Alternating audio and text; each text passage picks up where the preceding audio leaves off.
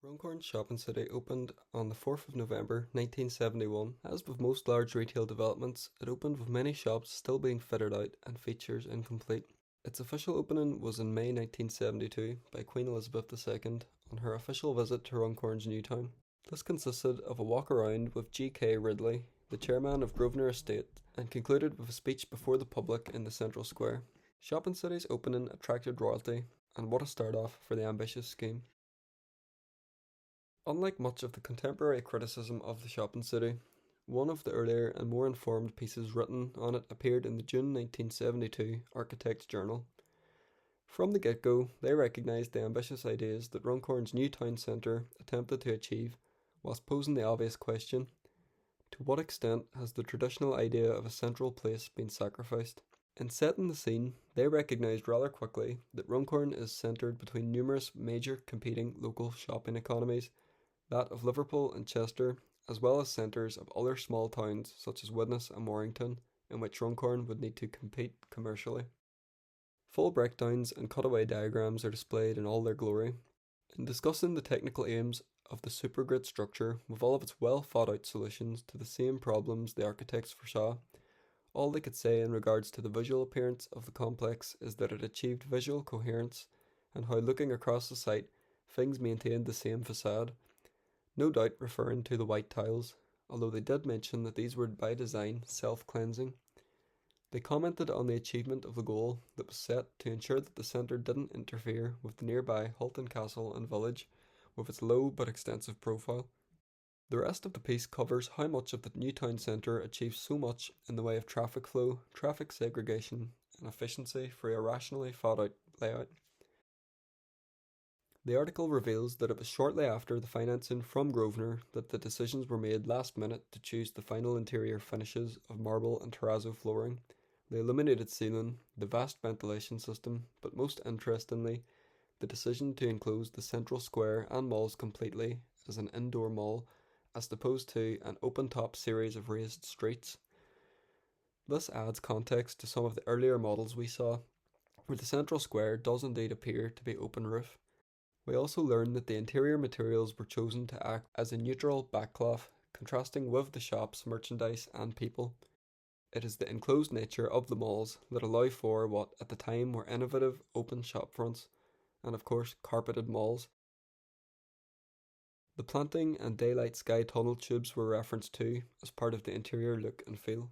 We learned that the mall, known as Links Way here in the mall map for Shopping City, was only introduced during construction, and that despite this, the centre opened for trading just 3 weeks later than the original planned date, which was decided 6 years prior. That is impressive given the ambition of this entire scheme and the sheer scale of it. The second half of the Architect's Journal piece is where some of the earliest criticism surfaces in writing. Peter Smith describes the first impression of the building as striking and surreal, but comments that the service towers have an uneasy, blank stare, that the grid is relentlessly symmetrical, which is a fair comment, of course. Funnily, he compares it to Le Corbusier's controversial Vision for Paris from the 1920s, in which Le Corbusier visualised knocking down all of Paris in favour of a series of superstructures which contained everything for a city in uniform blocks, leaving the ground only for sunken motorways and expansive parkland for humanity to thrive in. When you think of it, that's exactly what Shopping City is. A capsule Le Corbusier's vision without the criticism and request of destroying anything that pre-existed. A superstructure which embodies everything a town centre needs, raised above the ground, surrounded by parkland, at least as in the original plan, and serviced by a bunch of expressway roads. It's a fascinating comparison to make. No doubt that all of the architects in Runcorn's Development Corporation were well versed in the work of Le Corbusier, who was a radical and innovative architectural contemporary in the first half of the 20th century. Smith remarks by drawing attention to just how streamlined, how efficient, and how modern the shopping city works together, and then comments on how this is simply a description of a route taken by a parent and child to do their weekly shopping. This invasion of brutalist, sharp, and efficient architecture at the time would have been an ongoing and divisive topic to both professionals in the industry and users and locals to sites like Shopping City up and down the country. Smith draws attention to the Shopping City's Traders Hall, the market stall section on the southwest mall, and how it's called Traders Hall due to the requirement that market was only allowed to be assigned to Runcorn's existing town market. It's unclear if this statute is English law, the county law, or simply an agreement drawn up between the Development Corporation and the existing Residents Association of Runcorn to try and minimise the bad blood between the old and the new. Shopping City was commended for how close to fully let the shop space was, particularly for a greenfield site. The criticism begins with a minor note that Marks and Spencer's were missing from the scheme. I find this particularly interesting as M&S is one of the ancient department stores that's still thriving today in 2024, surviving Littlewoods and even Debenhams. Perhaps it's longer term thinking and looking at things like Runcorn's position regionally and holding off as part of their formula to success over time. Poor seating, planting and overall quality of the interior was cited. Coming from 1972 at its freshest, the central square was described as dreary. Smith comments that the Development Corporation's original layout, along with changes in level and more spontaneous seating and planting, surely would have been more successful from a shopper's experience point of view. The mysterious dynamic between the Development Corporation and Grosvenor's own architects and surveyors is cited as the reason behind many of the unusual interior design and layout choices. Whilst Grosvenor may have been to blame for the boring layout, it is the only factor that allowed the entire centre to be built in one phase. Looking back at how other further developments were handled, we might never have gotten the full shopping city without Grosvenor. Smith says with hindsight that this was avoiding the disaster and something to overall be grateful for. From its original involvement in 1966 to the 4 car parks being constructed in 1968, the speed alone indicated confidence in Shopping City as a scheme. The cost is said to have come in at just under £5 million. That's $57.4 million in 2024, adjusted for inflation. Smith leverages his criticism at the Ministry of Housing and Local Government for the approach taken in financing town centres in the mid-1960s as a fundamental failure. Smith concludes with a bit of hope toward the future that perhaps the interior layout can be modified to be more imaginative. He sums up the road layout, the overall figure of 8 plan for the town and how the centre fits, as well as the overall complex of offices and civic use buildings finished to the same specification as the shopping centre itself, and then on to describing the busway. In summary, an amazing idea, integrated well into the town and proven in its flexibility, even through its muddled up, chopped and changed construction, with a lacking interior layout, missing imagination. Architects' Journal's coverage of Shopping City was in 1972. The centre had just been open for nearly 1 year. The 1970s were probably the most successful years for Shopping City. Most of the nation's biggest retailers were present, and it was very much the place to be. Despite criticism from professional publications over what could have been done better, and some sceptical thoughts from the existing population, who probably wouldn't have been happy with any solution really, and those who struggled to adapt to life in the new town from wherever their heart truly lay, in their former towns and cities, the overall public opinion was positive. It's certainly evident when reading remarks from older people today, be it on the likes of the development of Runcorn to a new town Facebook group, or under any article concerning the centre, but those who first stepped into Shopping City in the 70s as adults or children were left with a powerful first impression that has managed to stay in their minds all these decades later. Space age, amazing, and other synonyms for these words are what come to their minds. Perspective is key. For the adults at the time, can you imagine what living through 2 world wars would have been like? The fear of the world coming to an end, or at least changing forever in all of the worst ways. Losing loved ones to war and bombed housing, the absolute ruins of streets and beloved buildings in their towns and cities, and also descending from the sorts of living conditions that most of the populations of even the highest standard of living countries was like around the turn of the year 1900. For those people who would have formed a significant portion of Runcorn Newtown's migrated population, one can only imagine what having a new home, community facilities, schemes, exceptional and constant public transport, quality roads, and of course a state-of-the-art town centre like the Shopping City, what sort of new world they'd find themselves in. There's everything you could need in Runcorn. You know. It's very convenient. We've got a decent bus service.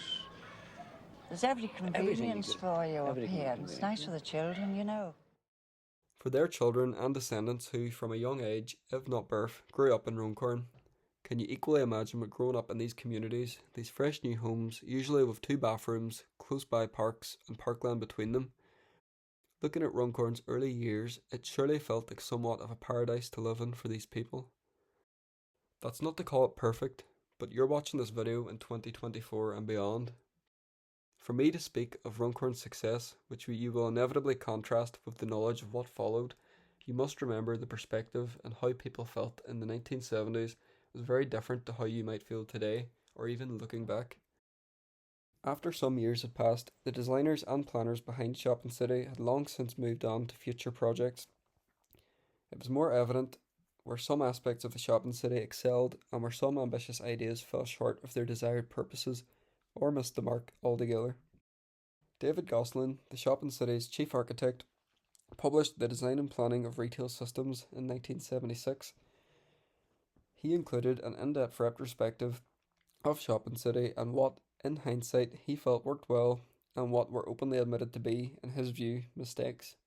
The following are the admitted flaws in Shopping City's designs from one of its designers directly. Some insight into the structural grid, which as we know forms the core of the Shopping City, as well as the rather obvious design from the outside. Each of the roof pyramids and sections between the service towers represent a square in the overall structural grid of the Shopping City. Consulting from the Multiple Shops Federation had concluded the maximum span of the structure of 108 feet dimension was the optimal size. The service towers themselves, whilst no doubt a successful idea, were found to be a little bit cramped in practice when filled with plant rooms and staircases. The supergrid concept of servicing was a success, but greater dimensions in the service towers between the grids would have proven better in accommodating unforeseen service requirements. The 30 roof pyramids were chosen by Grosvenor to save money over the day lightweight space frame concept of the Development Corporation. This led to issues in accommodating the plant equipment and needs of the tenants on the shopping level, as they did not have the supporting qualities of reinforced concrete. This led to the need to place compartment walls close to the edge of the roof spans, the flat in-between spaces that could support the on-roof plant equipment, which was fine in the initial complete draw-up of units, but down the line this led to inability to fully realise the otherwise completely flexible layout that was hoped to be changed for any sort of floor space requirement by future tenants. Fire compartment walls were also harder to construct for the same reason, which was a major drawback in practice. We discovered from the architect's journal piece that the original, more imaginative floor plan from the Development Corporation was changed by Grosvenor. The original mall layout was to be 18 feet wide, but was later changed to 16 feet in the cross malls and 20 in the main north-south mall corridor. Supermarkets were to be located close to each of the 4 car parks. Grosvenor's relatively late stage change of the mall layout allowed major tenants to justify changes to their position in the scheme and altered the layout. This made it difficult to plan the building's services and distribute them in a more practical, thought-out layout. It's worth noting again that the flexibility of the Shopping City to its core allowed this to be taken in relative stride during the construction and fitting out. Gosselin notes that the public toilets, which were located within each of the multi-storey car parks at the extreme outer edges, were mistakes. While this was certainly enough in terms of servicing a high volume of shoppers, it was accepted by the designers that it was a mistake not to locate these centrally. During construction, fire compartmentation waivers had to be sought to omit compartment doors in malls. This waiver required sprinkler systems throughout the centre, as well as smoke control and detection equipment, as well as adequate escape routes. Such a large covered building brought significant challenges as opposed to an outdoor centre with separate structures, shops and back alleys. Flank walls had to be built between the fire compartments. Grosvenor's insurance company had much more strict requirements than the government's fire safety requirements. The intention for further expansion was to either extend the upper level in a similar fashion to that around the central square, or to build out mezzanine levels beneath the shopping floor. Great flexibility was achieved from the 16 feet 6 high clearances for service vehicles on the ground floor. This concludes the main things which David Gosselin himself, one of the most influential people on the design team, admits could have been done better. 1976 wasn't too long after the complex first opened, trading and growing with Runcorn Newtown's migrated population. I wish I could tell you that the rest was history, that Shopping City remained a regional destination, that expansion worked out just like the Development Corporation had intended, and that people from all over the Northwest would travel to shop there for decades to come. But if you've been following this series, or if you have any actual knowledge of Runcorn Shopping City beyond the early years, it's already obvious to you that this isn't how things went. Whilst some criticism we covered here existed from the opening day, nothing really is out of the ordinary for any large, ambitious building project. After all, with hindsight, we could think of a lot of things that we could have done better. Criticism covered here is in the design, intention, and results of the planning of the centre. The criticism to follow comes from management decisions, ownership changes, some societal changes, and much lack of concern for Runcorn as a whole, which would severely compromise its town centre and fizzle out all of the dreams and vision from the 1960s and 1970s heyday.